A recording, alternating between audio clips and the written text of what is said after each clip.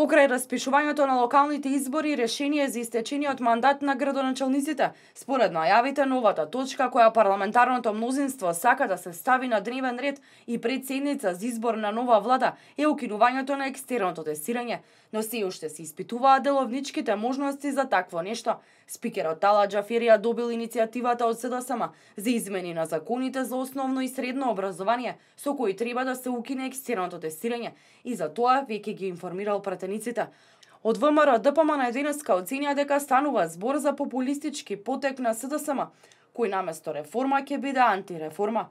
ВМРО ДПМН го воведе екстерното тестирање како одговор на една појава која започна во периодот на транзицијата, а се манифестираше преку масовно пишување највисоки оценки, без да се обезбеди дека ученикот има доволно стекнато знаење за таквата оценка. Факт е дека ваквиот начин на оценување во моментот ги задоволуваше учениците и родителите, но предизвикуваше штети во две насоки. Прво, ги изедначуваше подобрите и послабите ученици и влијаеше на потешко препознавање на квалитетот.